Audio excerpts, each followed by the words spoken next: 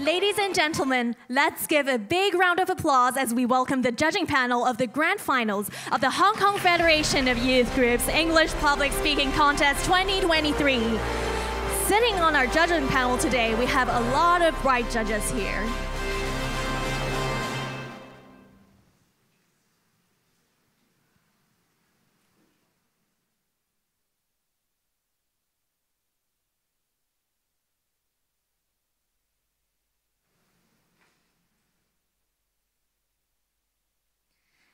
Sitting on our judging panel today, we have head judge, Mr. C.M. Chan, President, the Law Society of Hong Kong.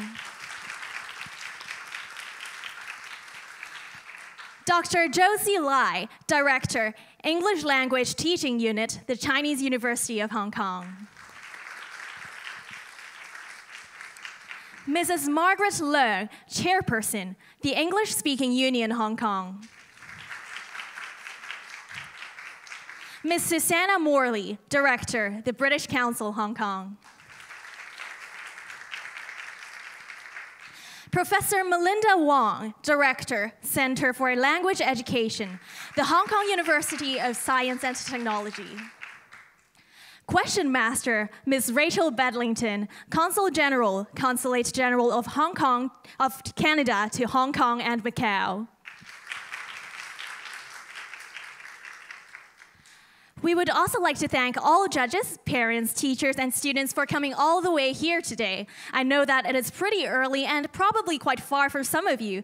And thank you also to our staff team, our co-organizer, the English Speaking Union Hong Kong, along with our 9 supporting organizations. Education Bureau, the government of HKSAR, the British Council Hong Kong, Center for Language Education, the Hong Kong University of Science and Technology, Department of English and Communication, the Hong Kong Polytechnic University. Department of English Language and Literature, Hong Kong Baptist University. English Language Teaching Unit, the Chinese University of Hong Kong. Standing Committee on Language Education and Research. The Hong Kong General Chamber of Commerce. The Law Society of Hong Kong. Please give a big round of applause to thank them and yourselves for all the time and effort for this early Saturday morning. Good morning, everyone. I am Annette, and I am very happy to be your MC today. I am now in my final year of Bachelor of Dental Surgery Studies at HKU, and not too long ago, I was also a finalist in the EPS contest. By not too long ago, I mean 2014, so before this magistrate was reconstructed, so still not too long ago. I'm sure that today we'll be hearing a lot of top quality speeches, and we'll all learn a lot. Now, let me briefly talk about the format of today's competition. We will first start with the junior division, followed by the senior division. The format of both categories will be the same. Each finalist has already been given a guiding question, and they will each be making a 3-minute speech. Timekeeping will start within 5 seconds after the finalist has got into the position to begin their speech. Our timekeeper will raise a start sign and ring the bell once at the same time, after which the finalists may begin their speech. Time signals will be raised to indicate the remaining time at both 1 minute and 30 seconds respectively. No audible signal will be given at this time. At the time of 3 minutes, the timekeeper will ring the bell twice, and the finalists must immediately stop their speech. No grace period is allowed. Each finalist will be asked 2 questions on spot by our question master, Ms. Bedlington, one related to the speech and one unrelated. Each finalist will have 1 minute to answer each question. After each question, immediately, a timekeeper will raise the start sign and ring the bell once. And the contestant may start to give their answers. At the time of 30 seconds, a time signal will be raised to show the remaining time. At the time of 1 minute, the timekeeper will ring the bell twice, and the speaker must stop immediately. The judges will rate each performance according to the substance of speech, style and techniques of the speaker, general effectiveness, as well as the response to questions. In each division, a champion, first runner-up, second runner-up will be awarded, and 2 merit awards will be given out at the award ceremony later this morning. Before we invite our first finalist onto the stage, we would like to remind you once again to put your phones into silent mode. Please also note that flash photography will not be allowed. Without further ado, let's begin the contest with the junior division. The guiding question for the junior division is, in his 2022 policy address, Chief Executive John Lee stated that Hong Kong will prosper only when its young people thrive. This was followed up by a youth development blueprint that under 4 chapters, exploration, hope, empowerment, and contribution, with a total of 160 initiatives, set out the government's proposals for youth development. One of the major foci of all these initiatives is to help broaden the horizons and perspectives of young people through internships and exchange programs, overseas and in mainland. What do you think are the most important features of these types of exchanges and experiential exposures? If you could organize such a trip, how would you design the theme and content? First, let us now introduce contestant number 1, Ms. HKFYG Ivy.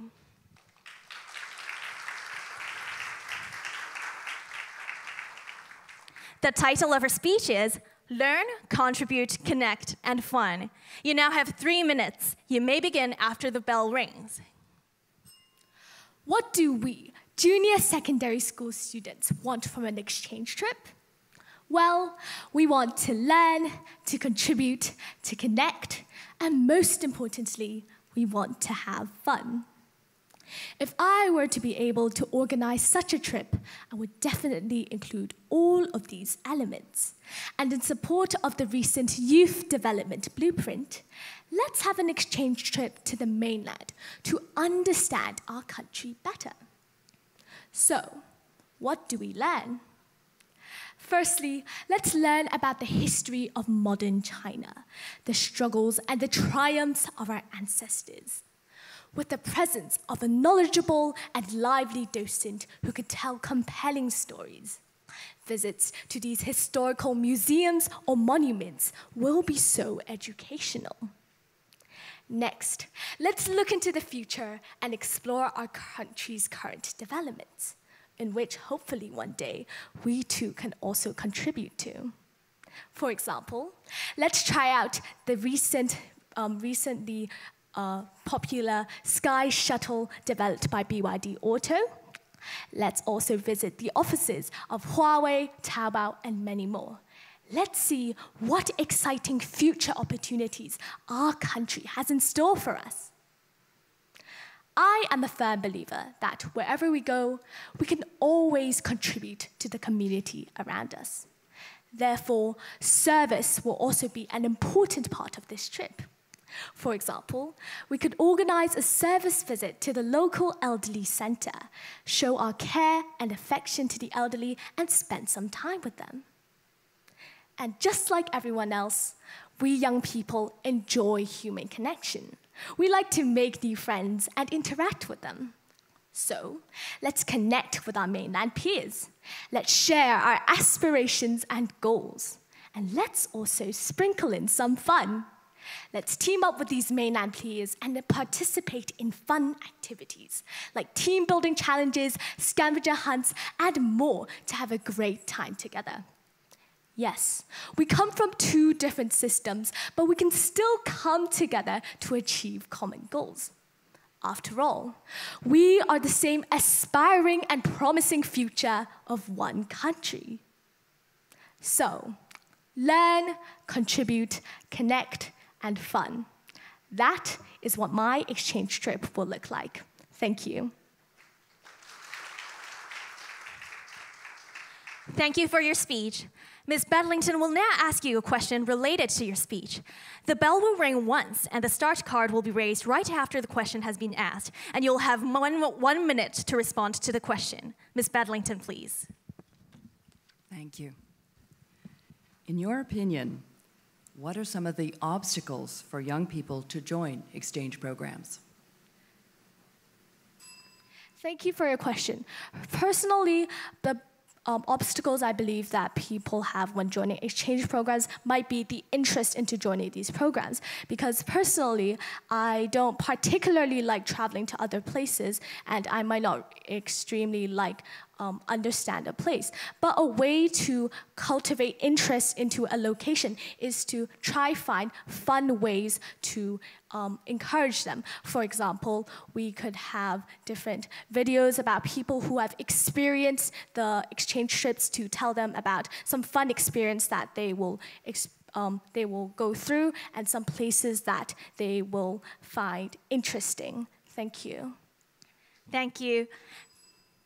Ms. Bedlington will now ask a second question that is not related to your speech. Again, the bell will ring once, and the start card will be raised after the question is asked. And you will also have 1 minute to respond to the question. Ms. Bedlington, please.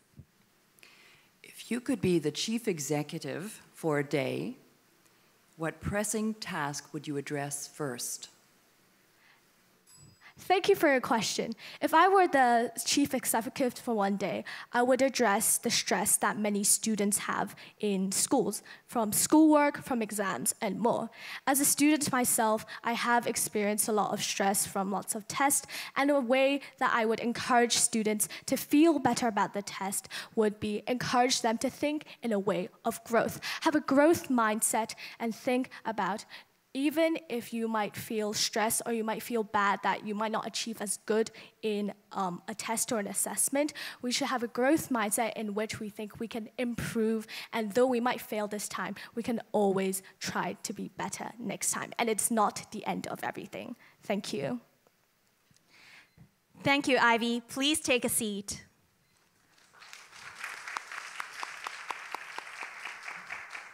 Please remain silent while our judges write down their comments. Ivy made a really good speech on learn, contribute, connect, and fun. For me personally, I like the fun part the most.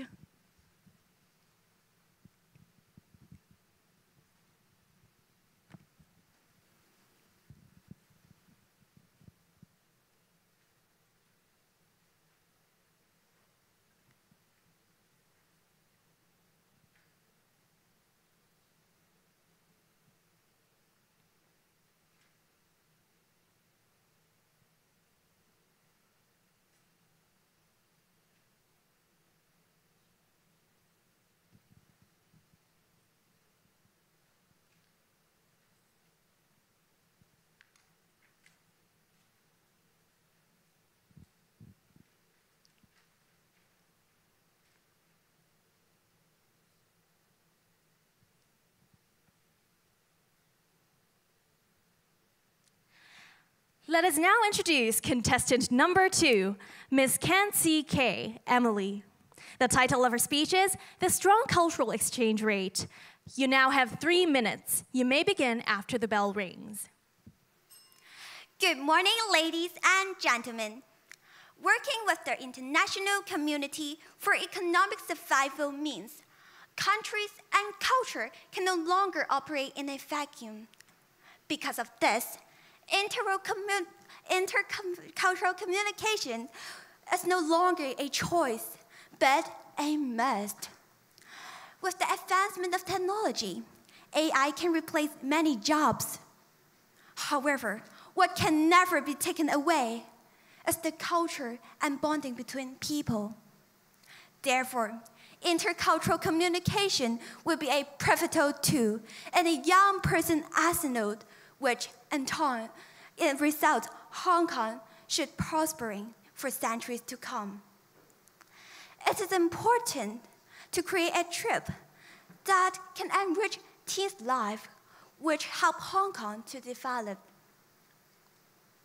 Nowadays, many exchange programs mainly focus on sightseeing. But that is not what teenagers are looking for. If I could organize a trip, I would set the theme as cultural exchange. A university visit must be added as well. The young people do not want to be lectured. Their voice needs to be heard. Since the university students are striving to master a certain aspect of knowledge, They will have a wealth of stories and a bunch of information to share. This intercultural communication is precious. Surprisingly, but importantly, the program must include art. It acts like silent communication. It provides another way of portraying feelings, ideas, and arguments to young people beside words. Communication is never limited to wording. Many of you in this room may look concerned, fearing that your artistic powers or lack thereof will doom you. Yet, it is crucial to remember that young people are not the yobs the media has painted us out to be. When trusted, young people are highly supportive and have the mental maturity to understand art as an elevated form of culture, which can in-depth discussion and analysis can take place. Thank you. Thank you for your speech. Ms. Bedlington will now ask you a question related to your speech. The bell will ring once, and the start card will be raised right after the question has been asked. And you will have 1 minute to respond to the question. Ms. Bedlington, please. If you could choose to go anywhere in the world for a cultural exchange, where would you go and why? Thank you for your question. If I can go on an exchange to any countries, I would go to Italy, because it is an art country with a lot of culture inside. As I mentioned in my speech, I think cultural exchange is very important to teens, and Italy must be a very good country to explore. And there we can visit a lot of church and their architectures, or maybe we can go on a trip with some guides, and we can explore different cultures and art there, and it will be very beneficial to teens and also me. Thank you. Thank you, Emily. Ms. Bedlington will now ask a second question that is not related to your speech. Again, the bell will ring once, and the start card will be raised right after the question is asked. You will also have 1 minute to respond to the question. Ms. Bedlington, please. Which global or local cultural icon do you most admire and why? Thank you for your question. I think the instead of the people who doing cultural activity is more admired for me, because I think as a student, I think the persistence of doing something is very important to the success. And I think the culture that the people instead to go on and passing on is very precious, and it's good for me to learn also. For example, like Cantonese opera is one of the examples. They instead of doing it, and I think this makes me more admired of. Thank you. Thank you, Emily. Please take a seat. Please remain silent while our judges write down their comments. I personally would love to go to Italy, especially because now it's post-COVID and we can always fly to wherever we want to.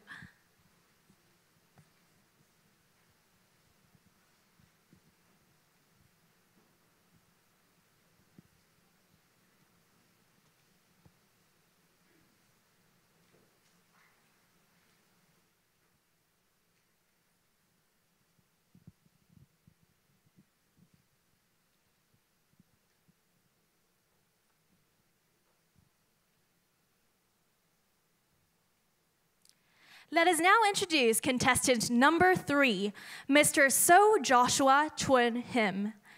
The title of his speech is, "A Journey of 1,000 Smiles Begins with One Single Step." You now have 3 minutes. You may begin after the bell rings. Imagine this. When you meet someone at the grandest meeting hall in the office, you walk up to him confidently saying, "How are you?" However, the person you meet tilts his head with a slight frown and responds, "How? How what? How in Mandarin means good. Suddenly, you realize that this is the problem. You hope for good business opportunities in the mainland, but your mind has not set foot in the mainland. It's unauthentic, unfeasible, and unbeneficial. However, why should we even visit mainland China? What good is it going to do to us? First of all, we must all understand that the rise of the Greater Bay Area is an unstoppable trend. Guangzhou province alone already has a total GDP of 15.1 trillion Hong Kong dollars, even exceeding that of entire countries like South Korea. However, this isn't accomplished by the power of a single city. Together, we achieve more. When cities bring their capital and talents together, a cluster effect takes place, allowing cities to integrate their economies together and grow as a group. To reciprocate the success of other famous metropolitan Bay areas, Hong Kong must stick to other cities under the Pearl River Delta and blend in as a family. But how exactly should we blend in? The answer is through exploration, one of the themes in the Youth Development Blueprint. Confucius once said, "I hear and I forget. I see and I remember. I do and I learn." To learn more about mainland culture and society, we can't just sit here being fed answers, but we must walk the walk ourselves to find our own answers. So, what constitutes an ideal trip for exploring the mainland? It is crucial that our youth visit mainland schools. Research by the Stanford University suggests that exploration largely facilitates experiential learning. Our youth should form buddy pairs with mainland students. Each of our youth participants will shadow their mainland buddy for 1 week. Apart from forging new friendships, what's crucial is the depth of understanding developed through conversations, experiences, and reflections. Our Hong Kong youth will obtain valuable chances to immerse themselves into the local environment, have lessons conducted in the mainland, and even morning exercises to know more about mainland culture, society, and people. Ladies and gentlemen, if you want to seize valuable business opportunities, then stop sticking to books or the internet, but instead get out and explore the vastness of mainland China yourselves. Read their mind, know their language, and win their hearts. Thank you. Thank you, Joshua. Ms. Bedlington will now ask you a question related to your speech. The bell will ring once, and the start card will be raised right after the question is asked. You will have 1 minute to respond to the question. Ms. Bedlington, please. Not everyone can take part in a conventional overseas exchange program, for whatever reason. Do you think that online methods can offer similar learning experiences? Thank you for your question. Let me illustrate my point with an example and a memorable experience of mine.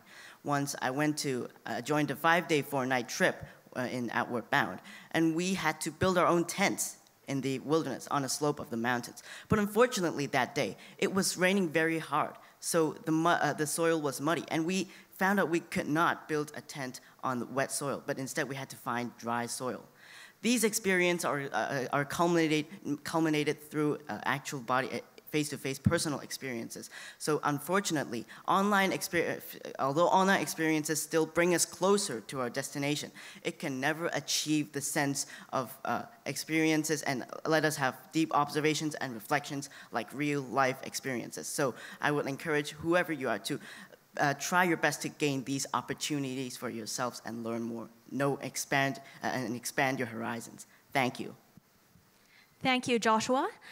Ms. Bedlington will now ask a second question that is not related to your speech. Again, the bell will ring once, and the start card will be raised after the question is asked. You will also have 1 minute to respond to the question. Ms. Bedlington, please. Many surveys found that during the pandemic, while we were stuck at home either working or taking online classes, our consumption of snacks increased. Did you find yourself snacking more? And what was your go-to favorite food, your comfort food, and why? Thank you for your question. During the pandemic, as we had to stay home, it was harder for us to get outside to go to the restaurants. Once, when I was having online classes and it was lunchtime, my helper forgot to cook lunch for me, and I had to snack throughout the entire afternoon. But I was relieved when my mom bought egg tarts back home with chicken wings made in a Hong Kong local restaurant. I was excited to see the food, and I munched down it quickly. Therefore, my favorite snack, I could surely tell you that it was egg tarts with chicken wings. And I'm sure that most of you did snack more frequently than the others, but we have to all be careful about our health. And if you are sure that your health is all right, then keep snacking on to protect yourself and fill your tummy up. Thank you. Thank you, Joshua. Please take a seat. My own favorite local snack is egg puffs, but as a dental student, I have to give you a warning that too much snacking may cause caries, so also pay attention to your oral health. Again, please remain silent while our judges write down their comments.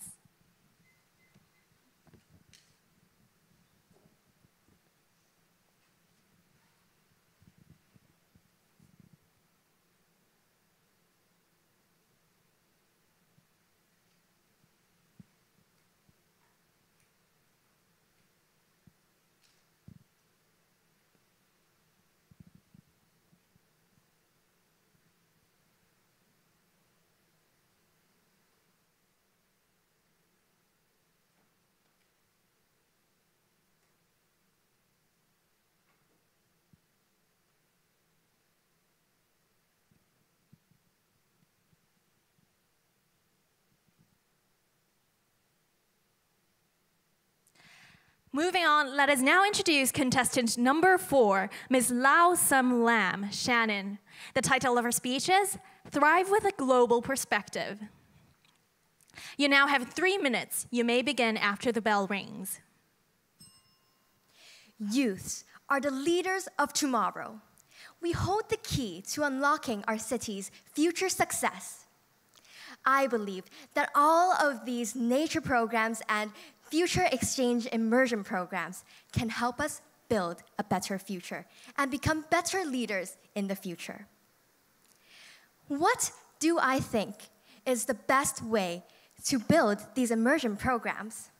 Someone once asked me, what if you were given the opportunity to organize these programs? I believe that since Hong Kong is a global gateway facing the world and helping China, we will visit both the mainland and overseas. I will also organize the mainland programs first so that our youth can learn more about our nation before visiting other countries and exchanging with them. Whether overseas or in the mainland, all of these programs will have a central theme: culture, speciality, and friendship. These highlight the 3 key features of these programs as follows. First, understanding culture. Culture is a set of shared beliefs. Culture is a share of different features and artifacts between a whole community. To obtain this key to learning about a country, I believe that we should visit different cultural attractions.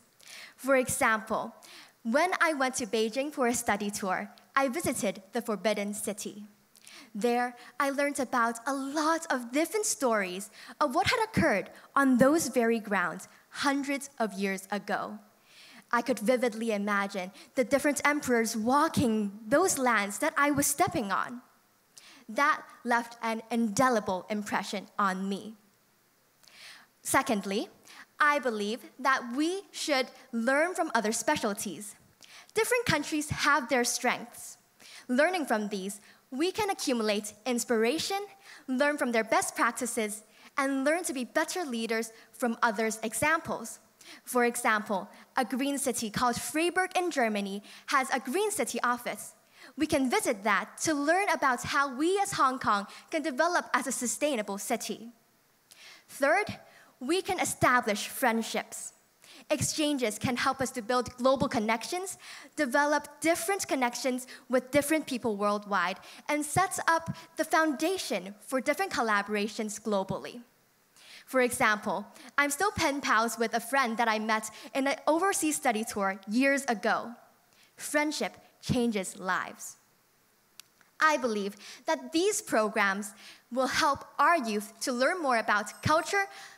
Therefore, I believe that these immersion programs will Thank you help for your us. speech. Thank you. Ms. Bedlington will now have a question for you that is related to your speech. The bell will ring once, and the start card will be raised right after the question has been asked, and you will have 1 minute to respond to the question. Ms. Bedlington, please. Do you think that lack of knowledge or fluency in other languages, not counting English or Mandarin, hinders young people from participating in exchanges? Thank you for your question. I believe that language barriers are a crucial problem to these international and overseas immersions. However, I believe that this is a problem that can be solved. For example, our teachers can teach us some basic language foundations for the country that we are going to visit. We can learn how to communicate maybe through using different technologies like Google Translate, or maybe we can learn the basic hellos and goodbyes that will help us build this friendship between different students in other countries. Therefore, this barrier is traversable. Thank you. Thank you. Ms. Bedlington will now ask a second question that is not related to your speech. Again, the bell will ring once, and the start card will be raised right after the question is asked. You will also have 1 minute to respond to the question. Ms. Bedlington, please. Do you think that everyone should learn how to play a musical instrument? If yes, why? And if not, why not? Thank you for your question. I believe that we should all learn a musical instrument. Musical instruments can teach us a variety of soft skills. For example, time management. How do you balance learning a new instrument together with study? For example, I am learning a violin right now because our school needs every single student to learn an instrument.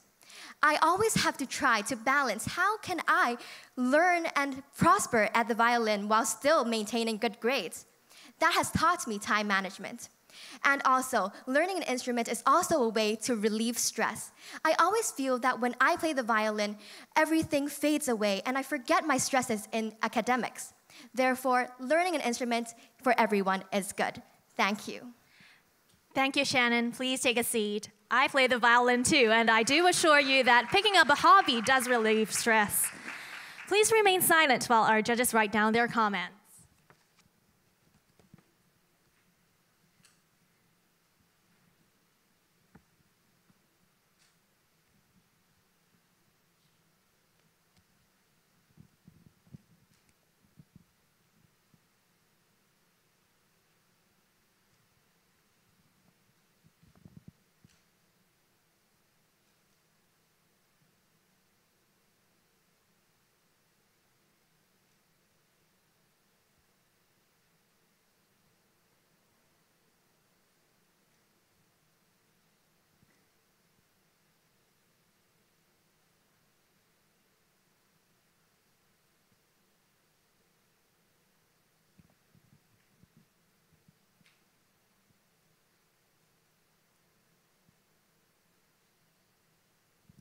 Let us now introduce contestant number 5, Ms. Chan Bo Wen.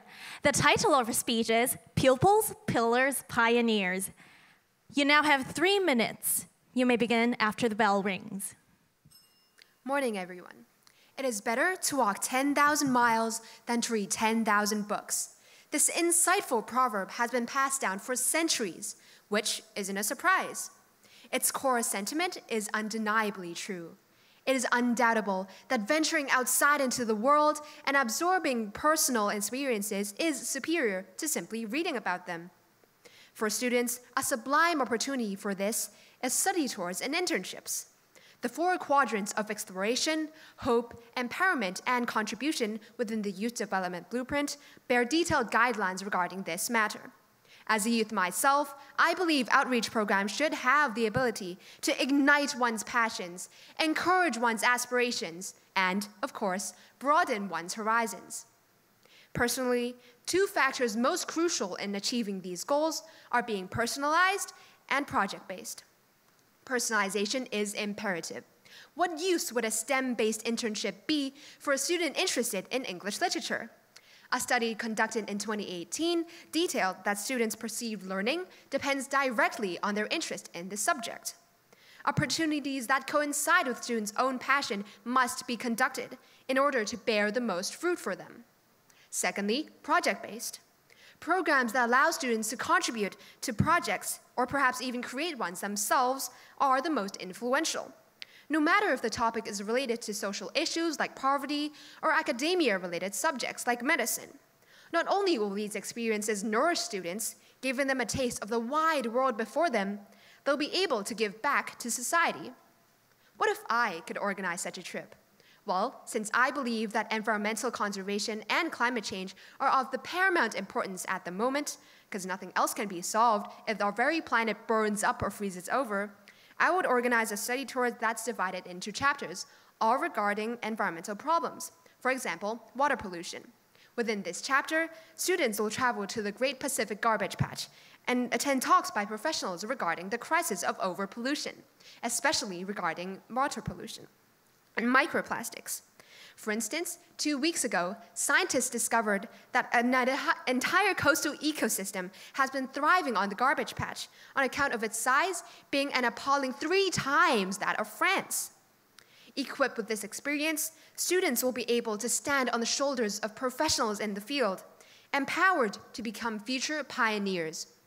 Ladies and gentlemen, the core of such exposures must strive to bridge the ever-widening gap between the present and the future, such that the pupils of today may flourish as the pioneers of tomorrow. Thank you. Thank you, Bowen. Ms. Bedlington will now ask you a question related to your speech. The bell will ring once, and the start card will be raised right after the question is asked. You will have 1 minute to respond to the question. Ms. Bedlington, please. Would you consider taking up an internship in the Greater Bay Area? Why or why not? Thank you for your question. Definitely. I believe that any outreach opportunity will be fruitful for anybody that's interested in developing their hobbies. For example, me, I'm interested in environmental protection. The Greater Bay Area recently has been developing their green modes of transport, for example, an electric co-hosting car. I believe that interning at such an organization will further me in my studies of environmental protection and how I can better implement these subjects in my daily life. For example, promoting non-single-use plastics, or simply just the 3 R's. Secondly, the Greater Bay Area is a place of multicultural backgrounds where East meets West. So I believe that journeying to these places and interning at companies will be able to provide me with fruitful experiences. Thank you. Thank you. Ms. Bedlington will now ask a second question that is not related to your speech. Again, the bell will ring once, and the start card will be raised right after the question is asked. You will also have 1 minute to respond to the question. Ms. Bedlington, please. What is your favorite way to de-stress? Thank you for your question. My favorite way to de-stress is non-negotiable. It's always going to be reading. While reading, I can delve into a world that is unseen and traverse magical planets that only will resurface in my imagination and wildest dreams. Reading can bring a lot of benefits, as multitudes of studies have proved. It can enrich our English vocabulary, or perhaps other languages as well, if you're reading translated books. It can relax you and increase your own knowledge and experience. Reading the works of other illustrative authors can help you to nurture your own passions as well. Not to mention the fact that reading is useful in shaping your whole personality as a whole. Thank you. Thank you, Bowen. Please take a seat. I'm sure that a lot of people here must love reading, and I hope that a lot of young people watching the stream will also take up the habit of reading after listening to your speech. Please remain silent while our judges write down their comments.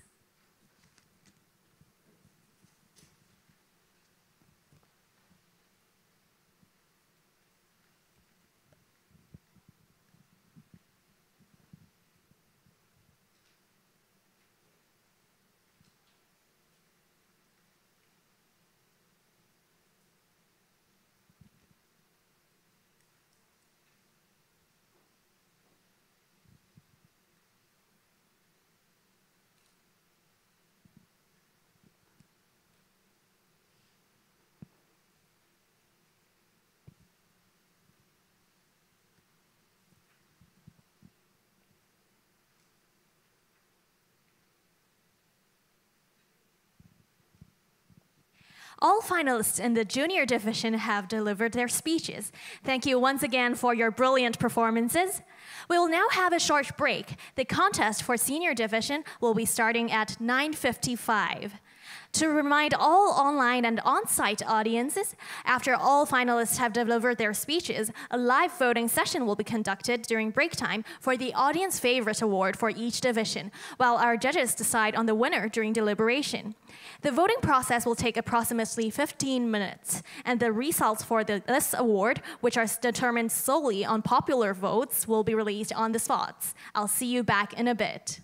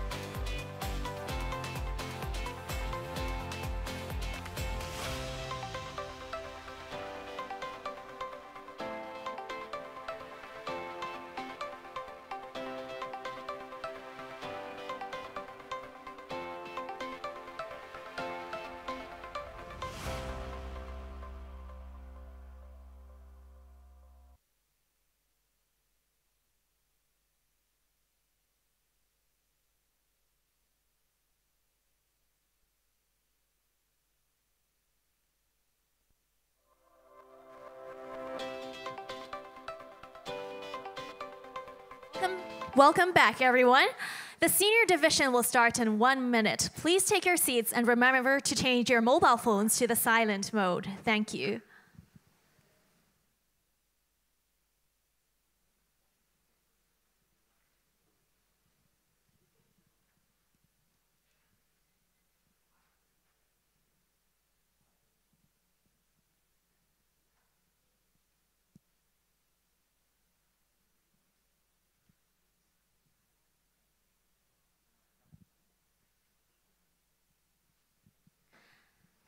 Welcome back, everyone.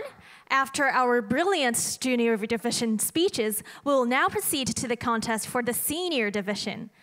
The guiding question for the senior division is, the 2030 Agenda for Sustainable Development was launched by a UN summit in 2015 and is aimed at ending poverty in all its forms.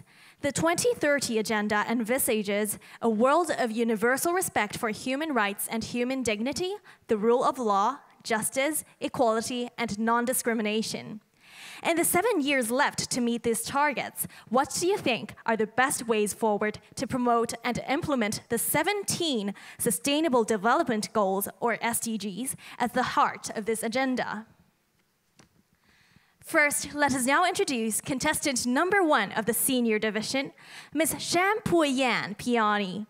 The title of her speech is 3 Ps for SDGs. You now have 3 minutes. You may begin after the bell rings.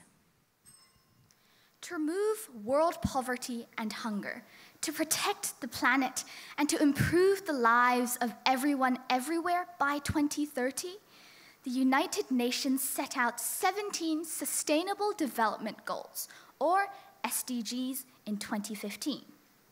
But as Robert Burns, the poet, once put it, the best laid plans of mice and men oft go awry.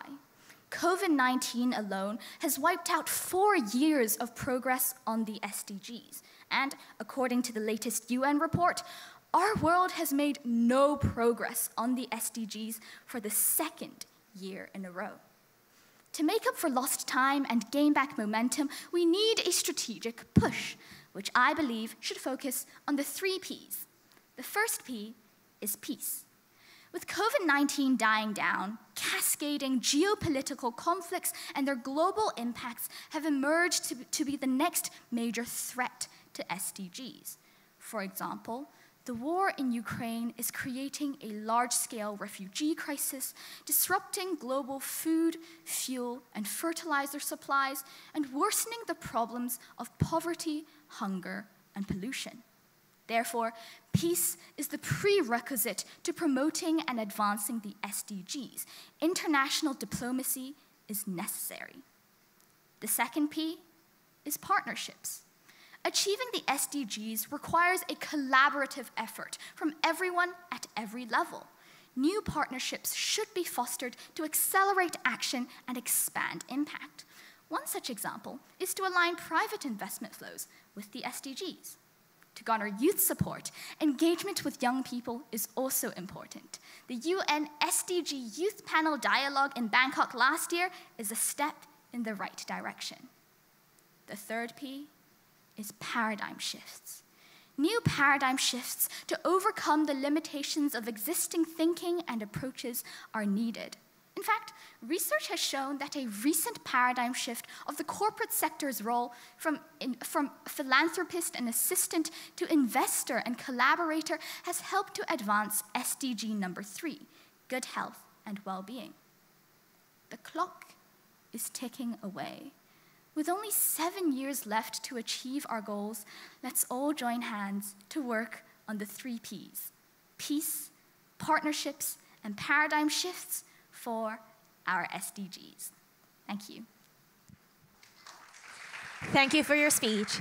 Ms. Bedlington will now ask you a question related to your speech. The bell will ring once, and the start card will be raised right after the question is asked, and you will have 1 minute to respond to the question. Ms. Bedlington, please.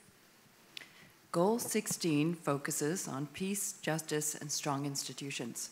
But we know that there are wars and conflicts raging all over the world. In fact, as of May 2022, it was estimated that the number of people forced to flee conflict, violence, human rights violations, and persecution had surpassed 100 million. Do you think humanity will ever be at peace with each other? Why or why not? Thank you for your question. As I mentioned in my speech, I believe that peace is the prerequisite to promoting and advancing the SDGs. Unfortunately, a lot of us, for a long time throughout history, international collaboration and diplomacy has failed, and therefore we've resorted to violence to solve our conflicts. However, I think there is hope for the future. Recently, there's been talks between China and Ukraine to end the Ukrainian crisis, and I think that with UN, with our collaborative action to work towards our goal, we can achieve peace. But what we need to do is to find common ground.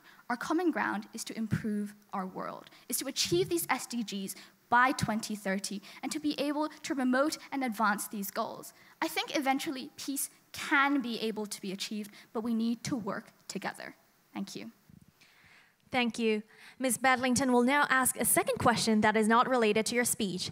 The bell will ring once, and you can start right after the question is asked. There will be a start card raised after the question is asked. You will have 1 minute to respond to the question. Ms. Bedlington, please.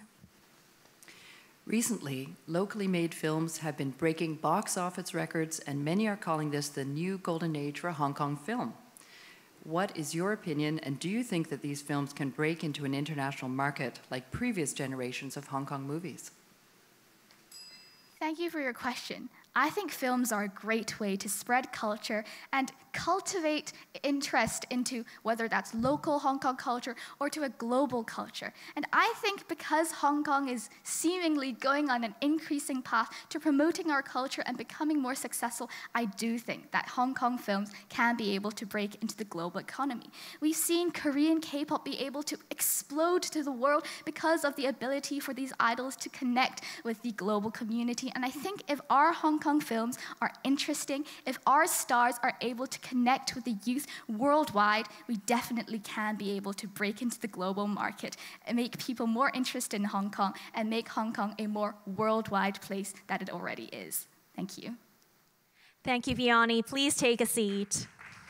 I wonder how many of you here really love Hong Kong movies and really support Hong Kong movie stars.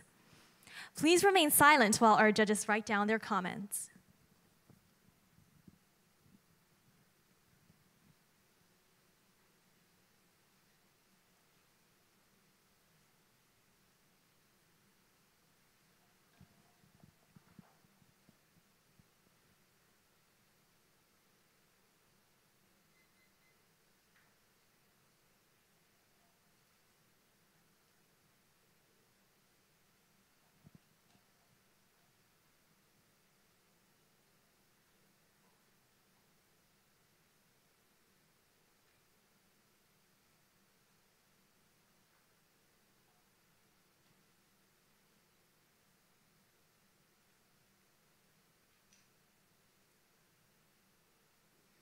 Let us now introduce contestant number 2, Mr. Chang Wai Ho, Kyle.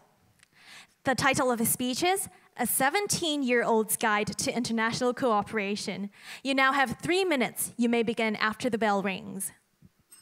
Ladies and gentlemen, I still can't wrap my head around the magnitude of the odyssey humanity has in front of it to turn the blueprints of peace and sustainability into the next generation's reality. But I understand it is necessary we stride resolutely down this path to realize the 17 SDGs and to build a future our grandchildren can be proud of. This is why I believe there is only one way for us to forge forward, together. The SDGs focus on 3 main aspects. First, to resolve the wealth disparity between the top and bottom of the food chain. Poverty and hunger are rife in less developed countries, and the clean water and education we all take for granted are considered luxuries out of their reach. Second, to instill in the population positive beliefs and morals, empowering women, eradicating income and racial inequality, and ensuring the survival of our land-dwelling and aquatic friends. Third, to sustain economic and societal development, and to build a future we can continue to live in for years to come.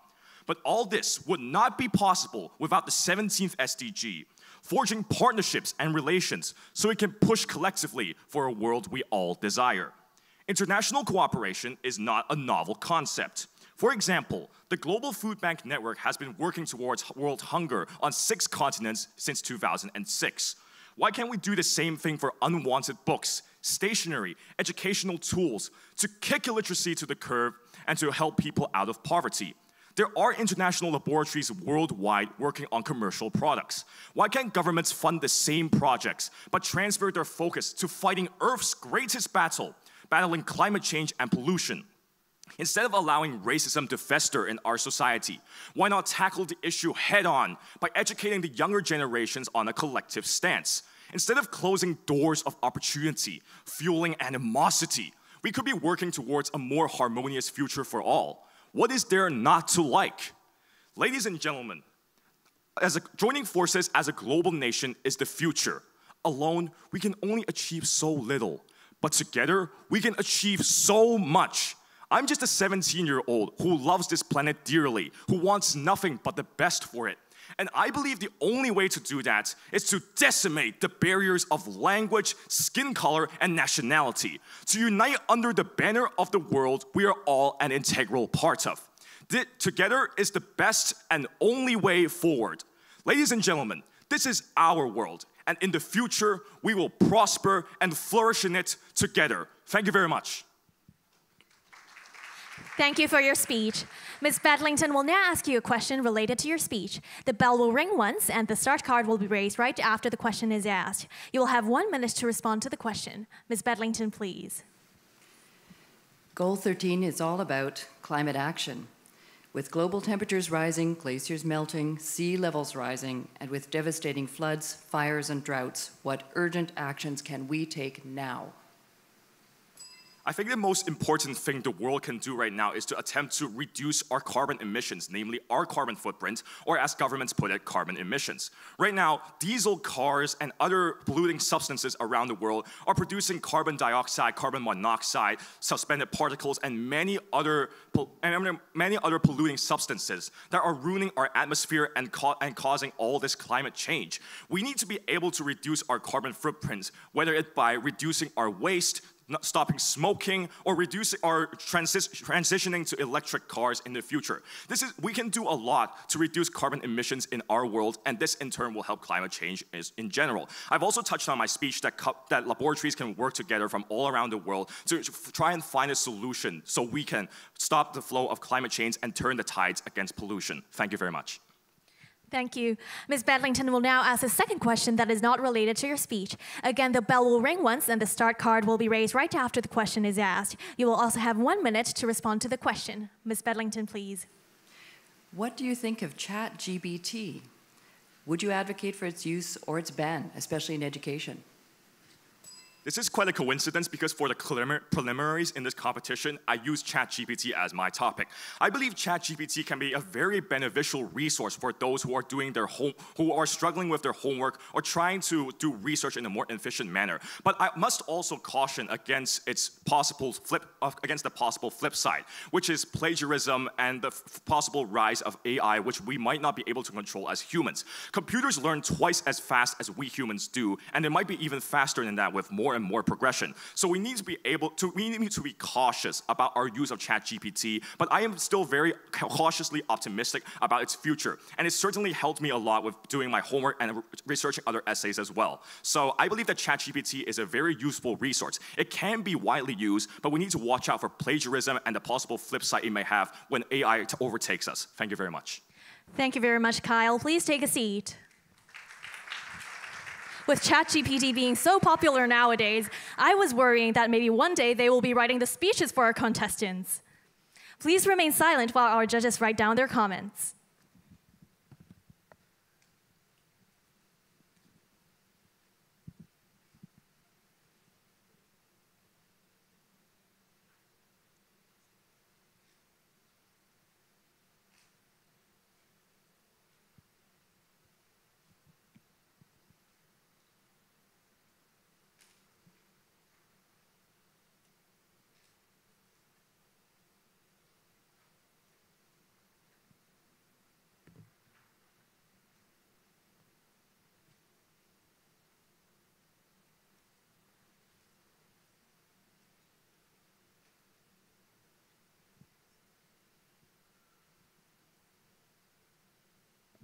Let us now introduce contestant number 3, Ms. Del Mundo Juliana Ciro.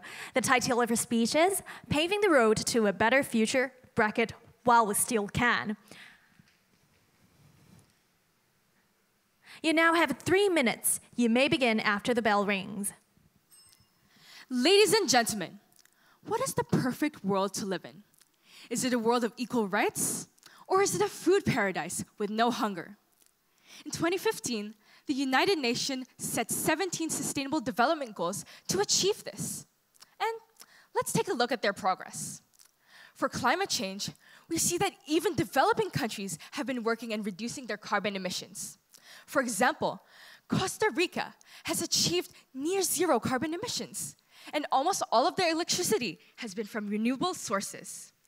And for sustainable cities, the Global Alliance of Buildings and Construction have found that there are almost 500,000 certified green buildings in the world, a 60% increase since 2015.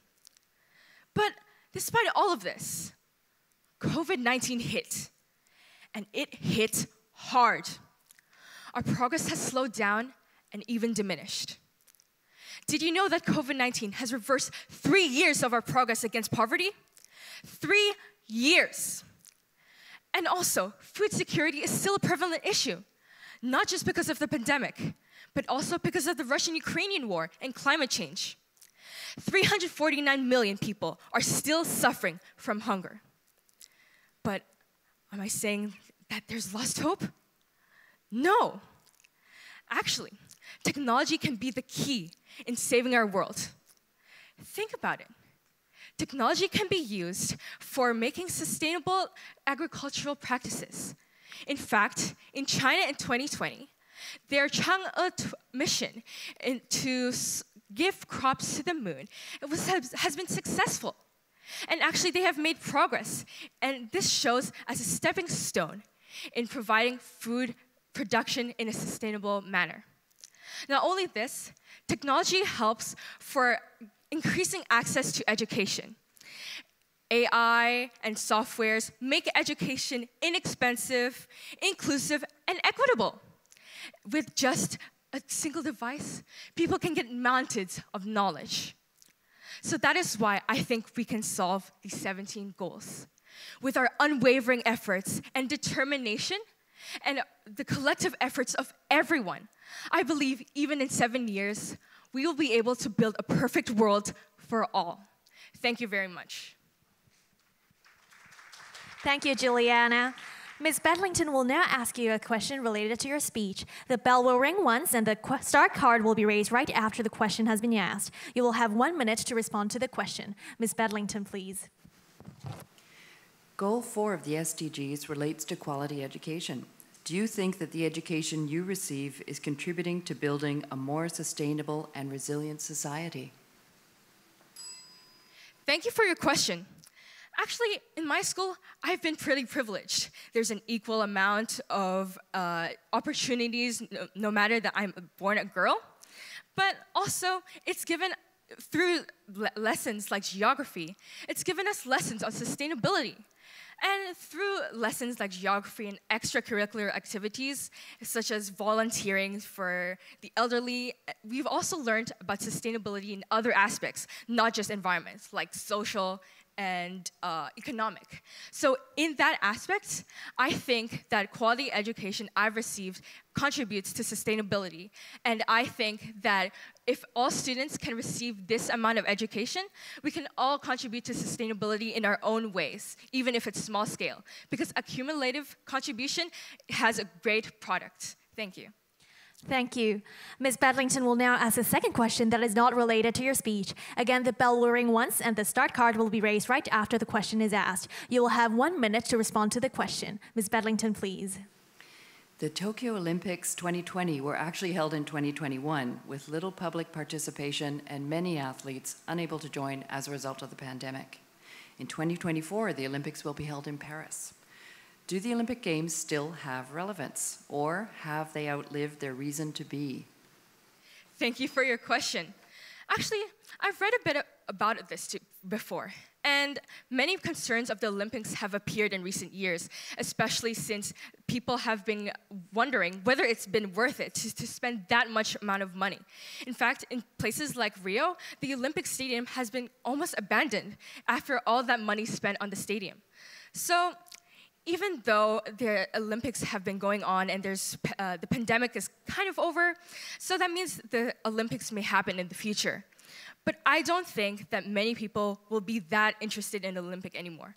Even though people are still interested in sports games in general, I just don't think that it's realistic having such a big scale of an event being trashed just from a single event. Thank you. Thank you, Juliana. Please take a seat. I'm sure that a lot of people, especially those who really love sports, will look forward to the Olympic Games. But then Juliana raised a really good point about thinking about whether the Olympic Games is still worth it. Please remain silent while our judges write down their comments.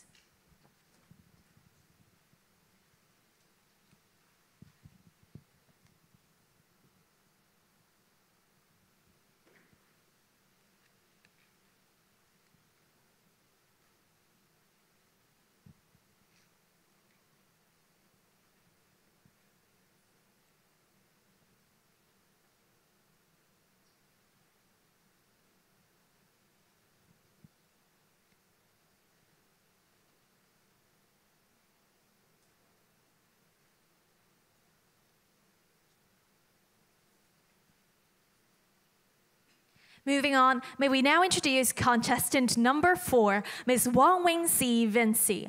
The title of her speech is 8 Billion Pebbles. You now have 3 minutes. You may begin after the bell rings. In a downpour of bullets, a little boy looks around. He sees a cloud of explosion. Then the smell of burning bodies hit his nostrils. He knelt on his knees, screaming for his mother. Run, his mother told him, holding Grandpa in her arms. Yet, where? How? Then he flees, with gunshots forever ringing in his ears. Good morning, judges, and ladies and gentlemen, fellow changemakers. This was not a scene from a reality TV television. It was real life. In June 2016 in Syria, when Ranim, the little boy, was just 8. Don't we want our children to thrive in an environment, in a peaceful life, free from environments that are dangerous, free from violence, and free from communication? Yet, we still live in this world. Aren't we lucky to live in Hong Kong? But we still have so many challenges. For example, poverty or discrimination. Ladies and gentlemen, many countries and Hong Kong have been trying to implement these 17 goals into their own policies. But is it enough to rely on just 193 countries? Shouldn't all of us, all 8 billion of us, join in to make the ripples of change? The first step towards change is obviously to upskill ourselves, to be leaders, to be storytellers, and to be contributors. We want to spark a movement, to inspire action, and to connect hearts. The second step is for schools to focus on these sustainable goals, to incorporate volunteering schemes and multiple research projects into their education. To change the world is not the work of one individual, nor is it the work of one country. It requires the efforts of all of us, locally and globally. We could, for example, take part in Hong Kong's Community Service Week next month. Or we could support Hong Kong's ocean cleanup activities in their countries.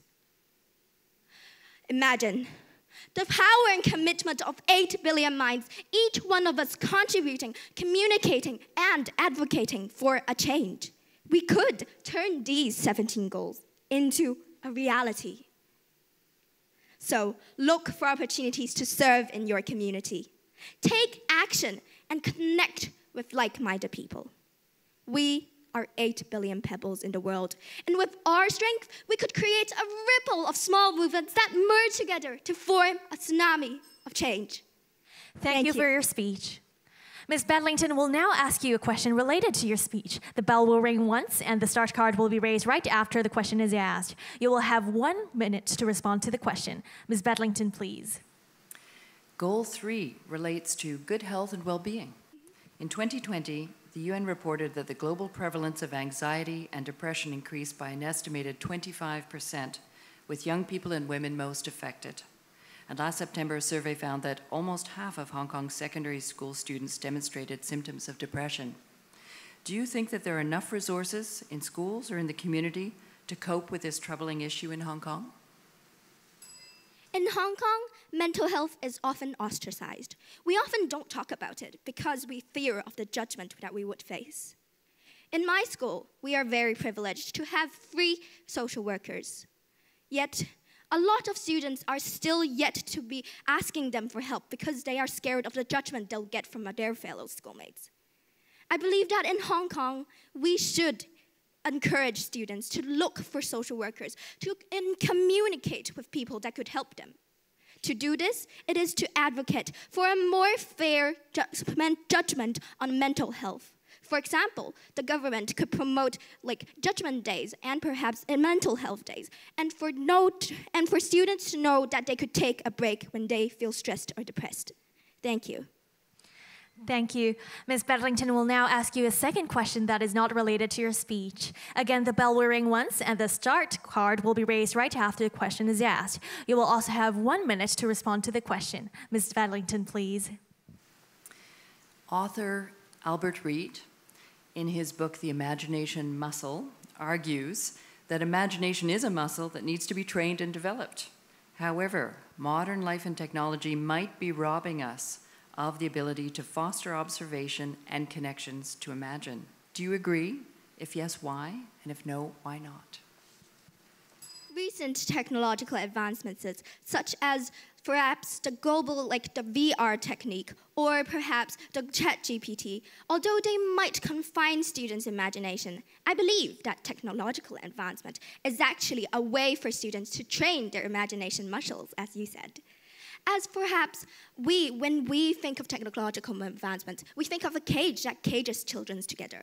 But what if the children could actually create some technological advancement themselves, some technologies that would help the world? They might be more motivated to use their imagination to create something new, to create an advancement that benefits the whole world. Hence, I don't think technological advancements are limiting our imagination, but rather it is pushing our imagination. Thank you, Vinci. Please take a seat. Listening to all your speeches definitely opened up my imagination too. Please remain silent while our judges write down their comments.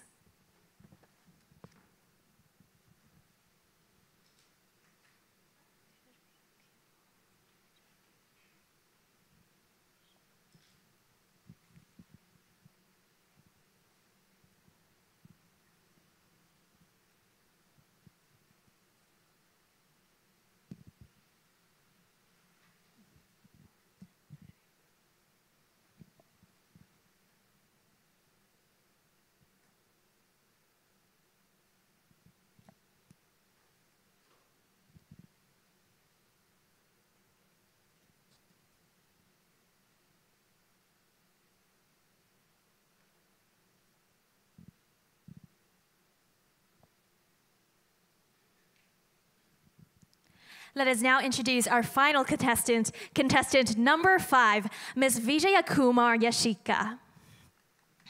The title of her speech is Human Being, a Concept, a Fairy Tale, or a Reality?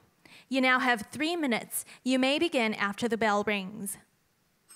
Imagine yourselves as a child in a war-torn country. You grow up with toys such as guns and grenades, sleep to the lullabies of people screaming from being bombed, and wake up every single day to a nightmare. Except, remove the imagine. This is the reality of millions of children living in war. Ladies and gentlemen, in the year 2023, where we claim to be at the furthest point mankind has ever been, shouldn't we be ashamed that a majority of us still simply sit back and watch the countless of people die from poverty, war, lack of food, and access to clean water? One may argue that the 2030 Agenda for Sustainable Development is the way to go. So what is this agenda? It is an ambitious plan aiming to end poverty at all its forms and envisions a world of universal respect for human rights and human dignity, the rule of law, justice, equality, and non-discrimination. At the heart of this agenda lies in the 17 Sustainable Development Goals. Now, when I'd first heard about this concept, I was immediately convinced that this was a utopian fairy tale that will never bear fruition. I had been fed with so many gut-wrenching stories that I had lost all hope in humanity. And that was until I heard the story of a 10-year-old girl called Likipriya Kangujam, who has been working towards raising climate awareness since the tender age of 7 and drew national attention as she protested before the Indian Parliament House in 2019 in favor of the passing of the climate change law.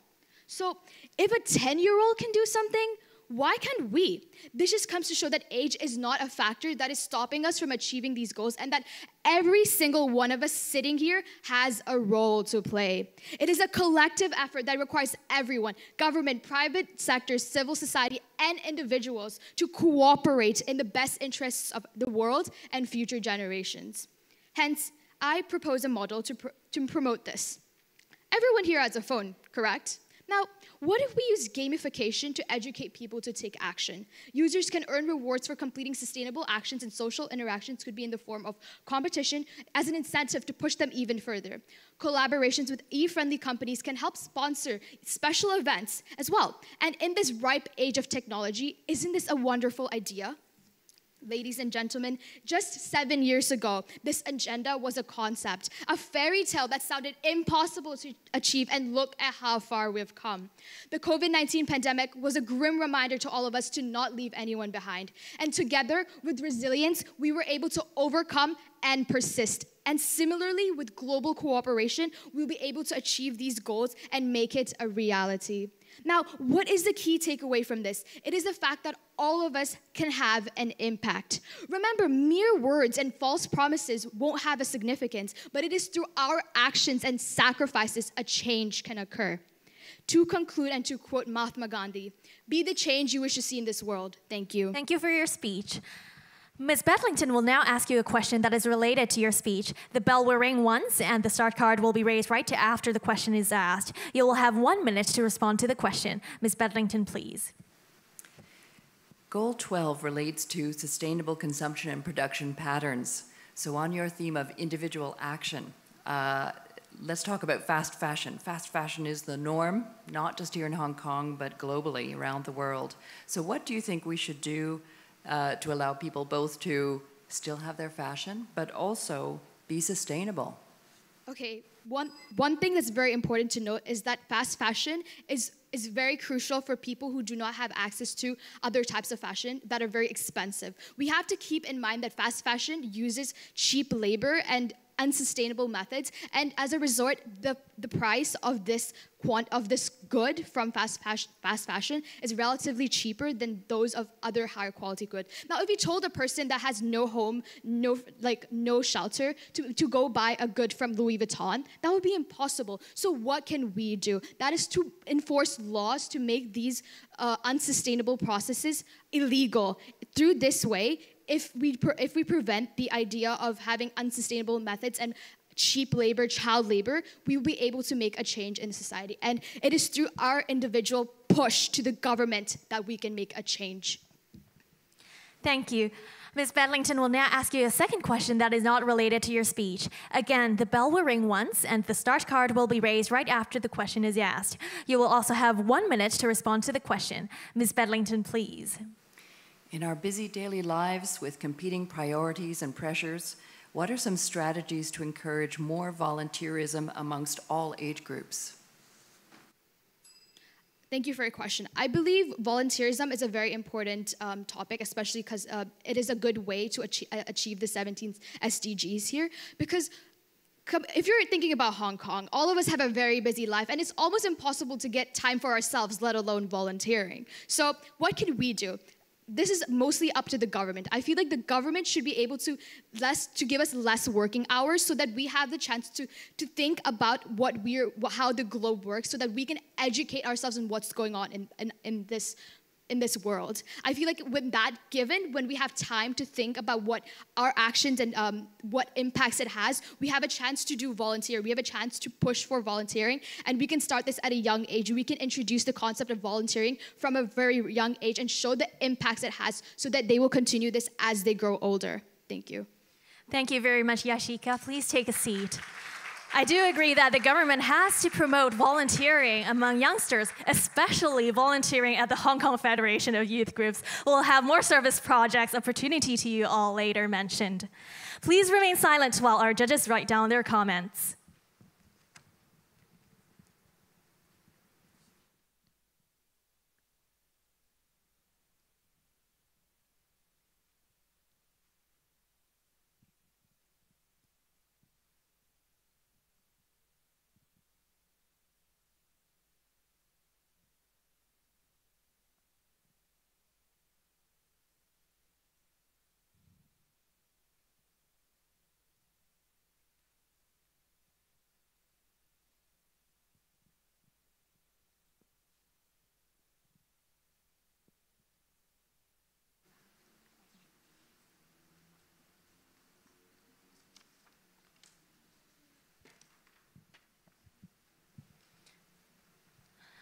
All finalists in the senior division have given their speeches.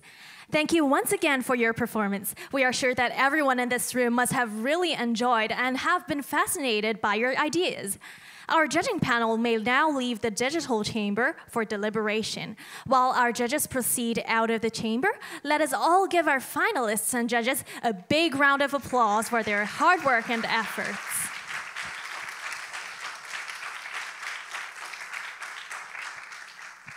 May we also invite our other audience members to remain seated for a little more.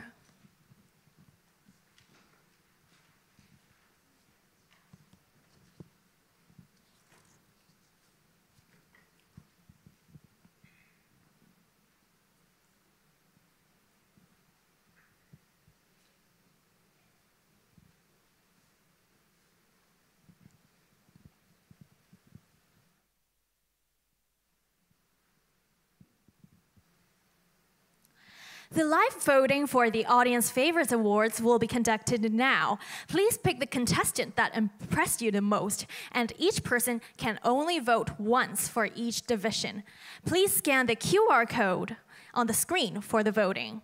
The voting period will start now and will be ending at 10:50. Please also note that the collection of certificates will only be available after the ceremony has ended.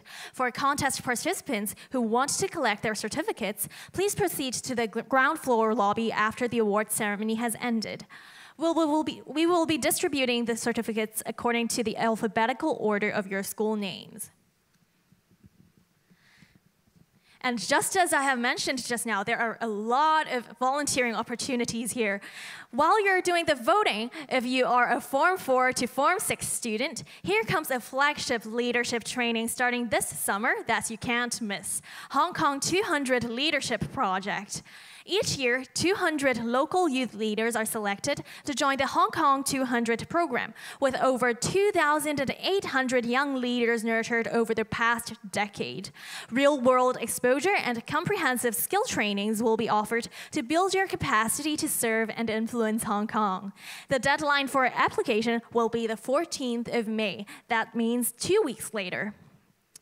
Check out our website, www.leadershipinstitute.hk, for more details. Together, we brush color to Hong Kong's future. Let's take a break now, and the awards ceremony will be commencing at 11 o'clock. See you soon.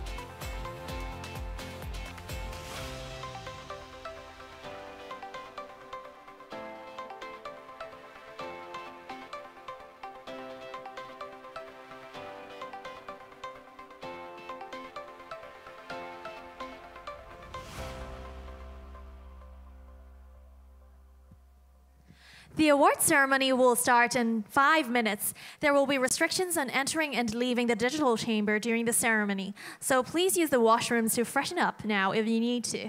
If you need directions, please approach our staff and they will be more than welcome to help you out.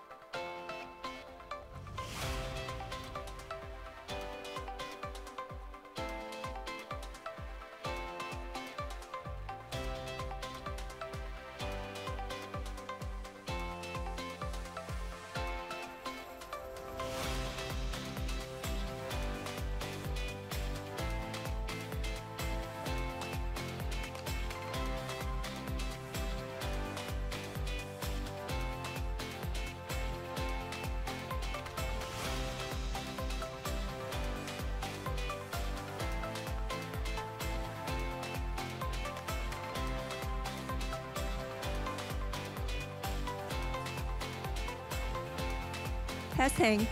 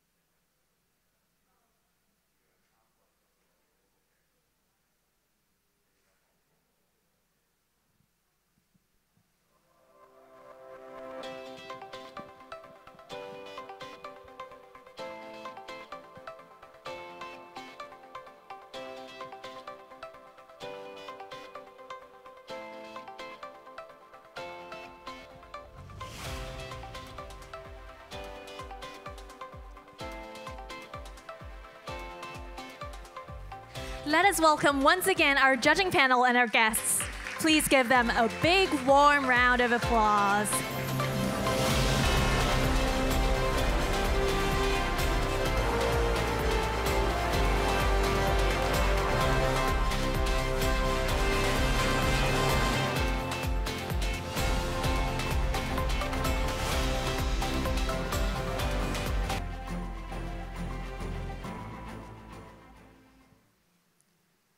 Hello again, everyone. Welcome back. And in case you missed it, I'm Annette, a finalist of this contest back in 2014. This year marks the 20th anniversary of this contest. And I remember that 9 years ago, I was in the junior division, and I was asked the question, if you can pick your dream job, any job in this world, what would you pick? So let me pass the question now to our contestants this year. Any shout outs? What is your dream job? Yeah, just shout it out. Lawyer, what else? Wow. Yes? Programmer, yes? Doctor, any else? Surgeon. You know what my answer was back then? Santa Claus. Yes. Little did I know that 9 years later, I'll be studying dentistry and I'll be here as an MC. And I can say that throughout these 9 years, it has been a wonderful learning journey for me as a volunteer at the HKFYG to start really MC more and also teach other students public speaking. And I'm sure that for all the contestants here, it will be a long journey of public speaking in front of you. Coming down to our highlighted tradition, may we now invite Mr. Andy Ho, Executive Director, the Hong Kong Federation of Youth Groups, onto the stage to say a few remarks. Andy, please.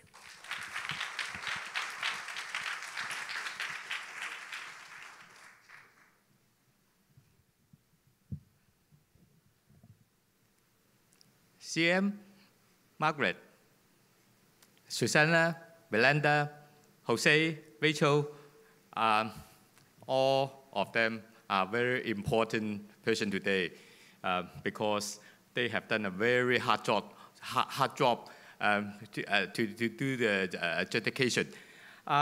Firstly, I would like to welcome all of you to the Hong Kong Federation of Youth Groups English Public Speaking Context Grand Final.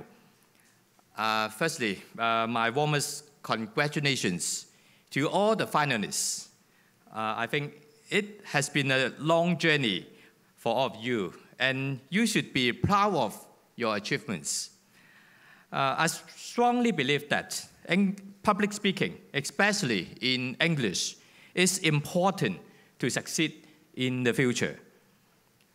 Our world is so globalized, and English still remains to the most common language of communication with people from around the world. What you have done here is just the start of a lifelong journey of both public speaking and communication in English. This year, we have 2,040 students from 167 secondary school to join this context. This is one of the highest records in the history of this context for the past 20 years. So I think it's wonderful because after the COVID, I think all the students can join this program. I think it's wonderful. Thank you all those who participated in the preliminary and district rounds. And I hope you can come back again. This context would not have been possible without the wonderful support of many fans. Especially, I would like to extend my thanks to our co-organizer, the English-speaking Union Hong Kong, Margaret. We have been working so close in the past few years. And all our nice supporting organizations. In the past, I think it is so important that we have close collaboration and support from all of you and to make this program success. I also want to thank all the judges and adjudicators from the preliminary rounds to today's grand finals, especially what I mentioned, the very important judges today. Also, the teachers and parents for their encouragements, and of course, all our volunteers and Sir T.L. Yang English ambassadors, since they have been working and supporting the organization of this program in the past few years. Thank you all. Last but not least, thank you to all the finalists and the winners today for being so enthusiastic and joyful in joining this program. Today, I really see a passionate community in English speaking. So the Hong Kong Federation of Youth Groups and the HKFYG Leadership Institute is committed to support and encourage the development of communication skills. And we are humbled by all your trust in us. Thank you, all of you. Thank you. Thank you, Andy. Please take a seat. Now, let us invite Mrs. Margaret Leung, Chairperson of English Speaking Union Hong Kong, to say a few words. Margaret, please.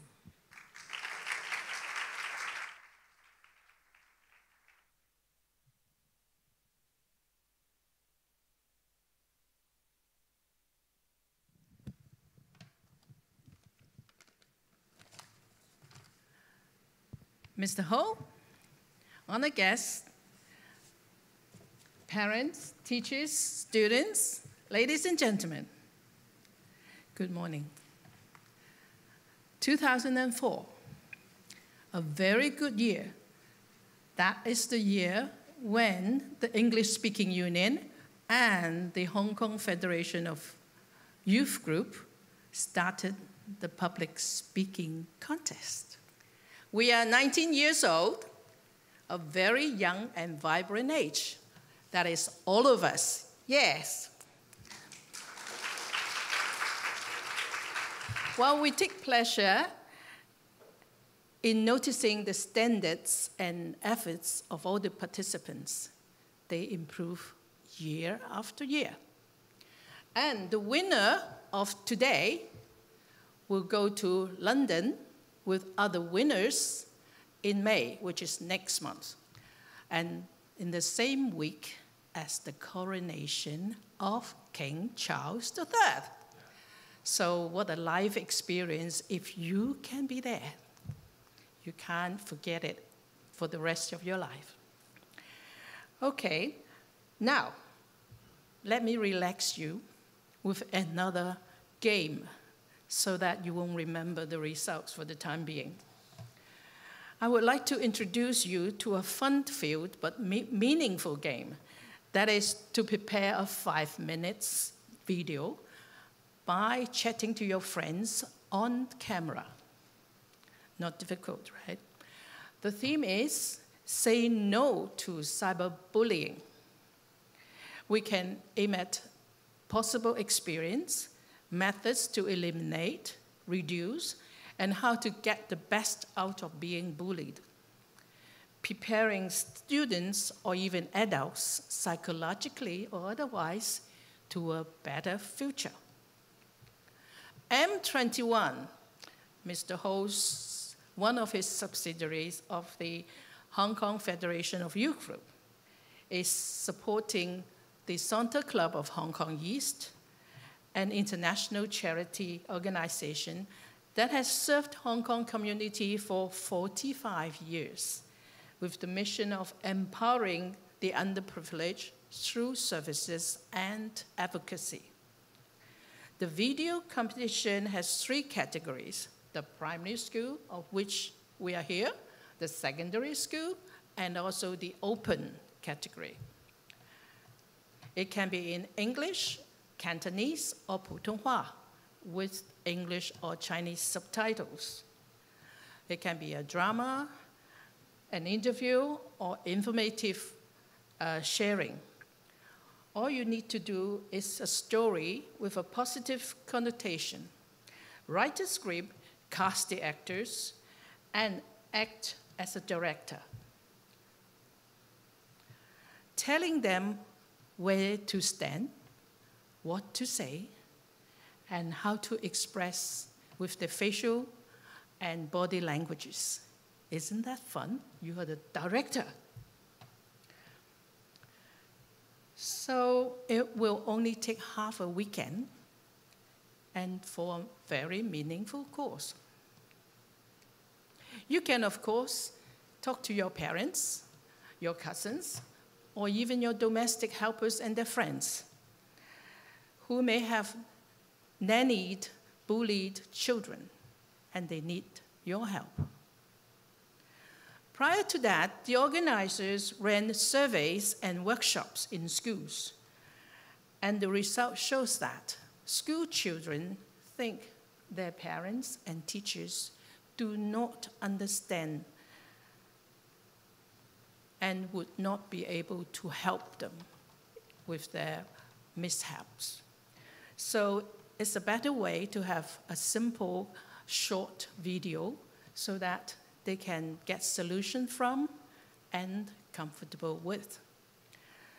There will be 6 prizes for each category: the champion, the first and second runner-up, 2 merit reports, and the most popular video award. Winning students will receive book coupons and certificates, and for the open session, they will receive cash checks and certificates, and participating certificates to all who entered. The judging panels for the preliminary and semi-final will be members and directors of the Santa Club of Hong Kong East, and most of them are either professionals or successful entrepreneurs. Whereas the final judges, listen to this, they are very prominent, successful film industry leaders.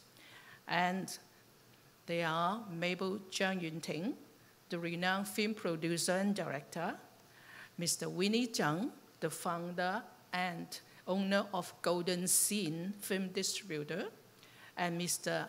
Arif Lee, Li Chi-ting, the one who played Soyut San Tao and gained his fame and is very famous in China and Hong Kong. And he's a famous singer and actor.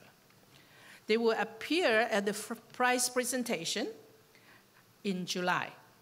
So participants may have the chance to meet them in person, so they might cast you in one of their films. For details and application methods, simply click to m21.hk. Do we have it here? No. And deadline for submission is the middle of June. But do tell us quickly that you want to join. We are looking forward to your video submission, and there's no limit to the number of entries you can make. So please showcase your talents, and thank you. Thank you very much, Margaret. Please take a seat. We have all these brilliant talents here, and I'm sure that a lot of them must be interested in all the activities you have mentioned just now, especially when they're so meaningful. Another thing that you all may be interested about will be the results of the contest. I already have them in my hands, but I'm not going to tell you yet. Because before announcing the results, let's have our honorable guest and the head judge, Mr. C.M. Chan, President, the Law Society of Hong Kong, to share with us some of the comments the judging panel has for our finalists today. Mr. Chan, please.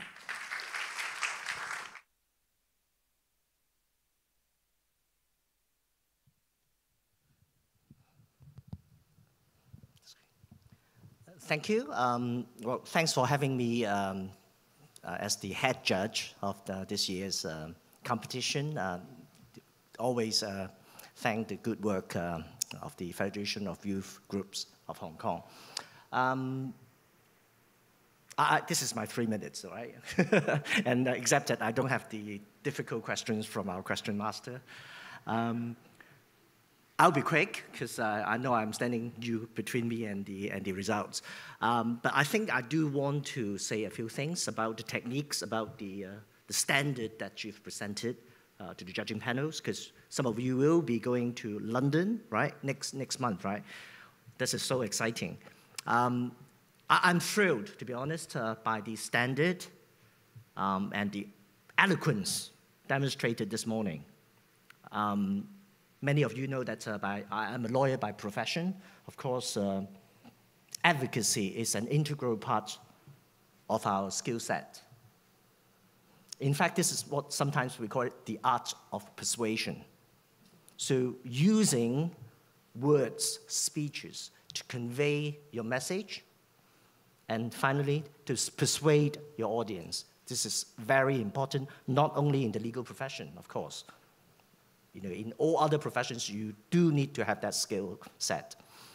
So on that, the standard is very high this year in both categories. The judges debated and even argued fiercely within the judging chamber. The margins are so small. At one point, we were thinking to toss a coin, but we didn't. Two quick points about skill sets. Number one is use of cue cards. I think two of each category didn't use cue cards. Two in each categories. Three of them use cue cards. It doesn't matter. We don't deduct marks for using cue cards. The key is use it wisely and efficiently. Refer to it when it is absolutely necessary. Don't refer to it too often. Okay, that's number one. Number two, about conveying the message to the audience and the judges. Eye contact. It's important. Some of you did better. Some of you didn't do it. Some of you were looking at the camera. That's one way. But after all, it's the judges who's giving you the marks. So you need to convey the message to each and single one of us. Not focusing on one judge, but spread it evenly. Okay? Some of you didn't even look at me at all. Okay? So this is some important skill sets that you need to possess when you want to do well in the international competition to be held next month. So without further ado, I think I'm going to pass the mic back to the MC to announce the results. But last words, I'm proud of you for your courage. It's so daunting to sit in this podium with the cameras on, with all eyes on us. I'm still nervous, even today. So well done. Thank you. Thank you, Mr. Chan, for all your kind comments. I am sure that our contestants will bear them in mind. We would like to take this chance to recognize all the schools and students who participated in the 20th year of this contest. Most notably, we would like to award the 3 most actively participating schools for especially supporting the competition. With great pleasure, may we now invite Ms. Rachel Bedlington, Consul General, Consulate General of Canada to Hong Kong and Macau, to present the Commendation Award for school participation. School representative may come on stage to receive the award. Po Leung Kuk Laws Foundation College, Hip Yan College, Po Leung Kuk No. 1 W.H. Cheung College.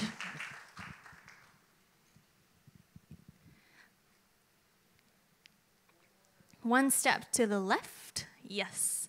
You can look at the camera, and one more step to the left for me. Okay, 1, 2, 3, smile.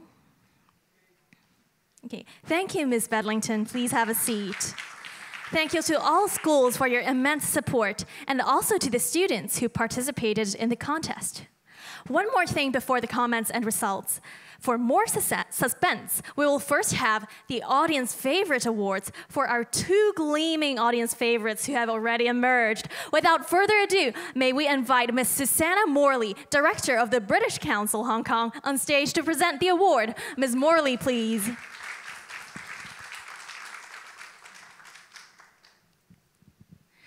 So now you hold two really important envelopes.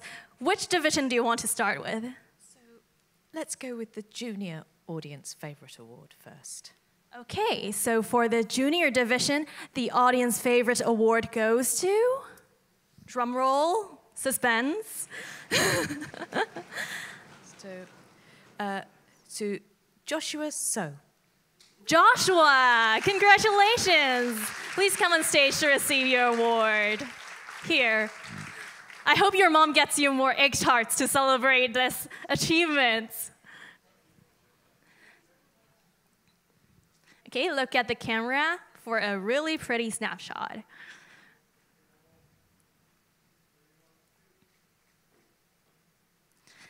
Okay, thank you, Joshua. And now for the Senior division. You can take a seat first. For the Senior division, again, drum roll. Yeah, suspense. The Audience Favorite Award goes to... Wai-ho Chang. Kao Zhang. Please come on stage to receive your award. Kyle's topic of speech was a 17-year-old's guide to international cooperation. One more step to the left. I remember I was also an awardee of the Audience Favorite Award back then. But my mom didn't get me egg tarts, regrettably. Thank you. Congratulations, Kyle. Thank you, Miss Morley. Please take a seat. We will now present the awards to our finalists. First, let us start with the results for the Junior division. There will be 2 merit awards, 1 second runner-up, 1 first runner-up, and a champion. Let us first start with the Merit Award. May we invite Professor Melinda Wong, Director, Center for Language Education, the Hong Kong University of Science and Technology, to present the Merit Award. Professor Wong, please. So, the first Merit Award goes to... Shampui Yi. Shampui Yi. Congratulations. This is a really big trophy.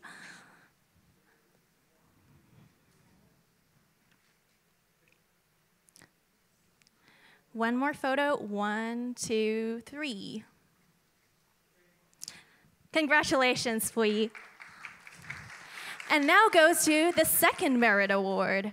The second Merit Award goes to? Emily Khan. Emily. Congratulations, Emily. Please come on stage to receive your award.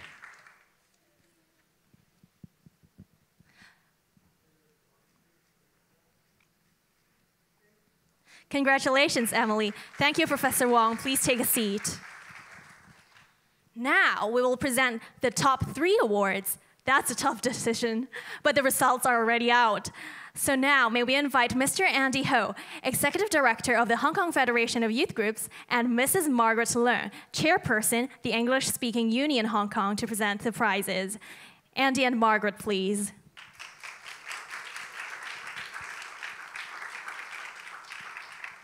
I'm sure a lot of you must be really nervous right now, not only the students, but also all the supportive parents. So let's start with the second runner-up. The second runner-up award goes to? Lau Som Lam. Lau Som Lam. Shannon. Congratulations, Shannon.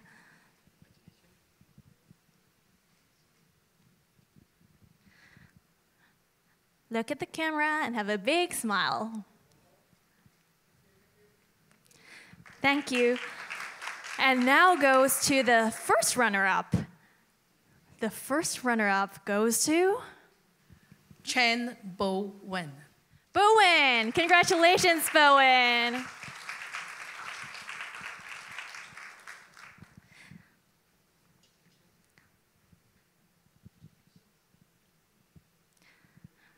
One, 2, 3, smile. Thank you, Bowen. So we also know the champion now. This means the champion of the award is? So, Joshua Jong So. Joshua. Joshua has been smiling at his seat long before already. Congratulations, Joshua. I think this deserves at least 2 more egg tarts.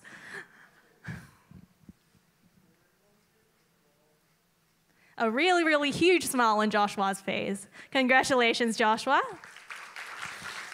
So may I invite all our junior division winners to take a group photo together with Andy and Margaret.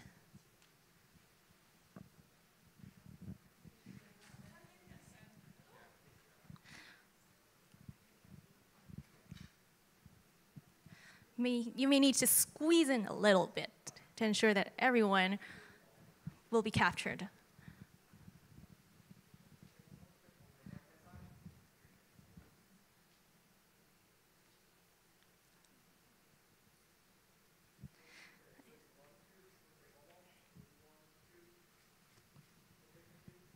Congratulations to all our junior division winners, and thank you, Andy and Margaret. Please take a seat. Our champion will remain on stage to give a short acceptance speech. Joshua, don't run away yet. It is your time right now. Everyone is looking forward to your acceptance speech. I have 1 minute, right? Yes. Okay. You can have all the time. Everyone, you have the camera in front of you, so you can use all the time you want. Yeah. Maybe I'll put this down first. So firstly, I'd like to thank my teacher from my school. Am I not allowed to disclose my school? Okay, I should not. I'd like to thank a teacher from my school. He's been my coach from the semifinals on, Mr. Ng Bear.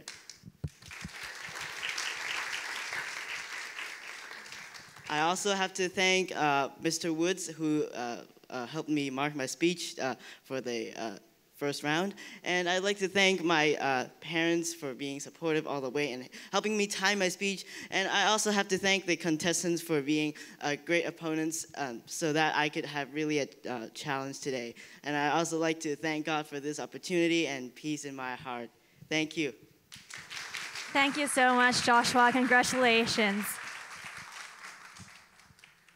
I am sure that both you and your teacher must have spent a lot of effort in the competition.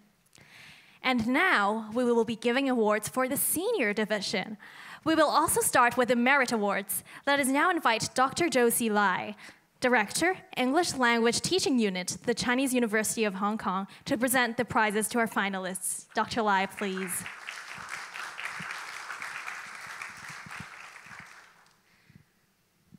So, the first Merit Award goes to Wong Wing-si, Vinci. Vinci. Congratulations, Vinci. Vinci is really excited. Vinci has done a really vivid speech, I remember.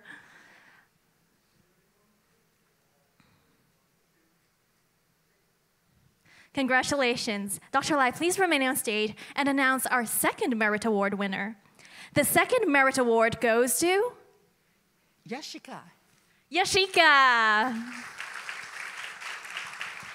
Congratulations, Yashika.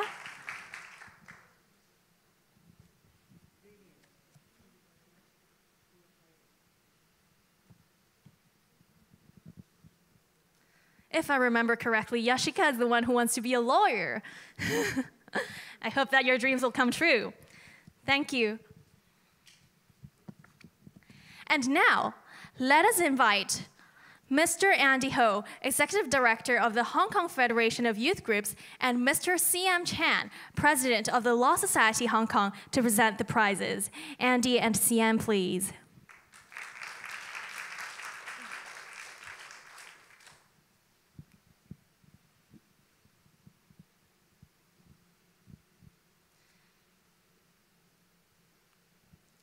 So we will first announce the second runner-up. Again, drum roll and suspense. Does anyone think they're gonna win? Okay, let's see who the second runner-up is. Juliana. Juliana, congratulations.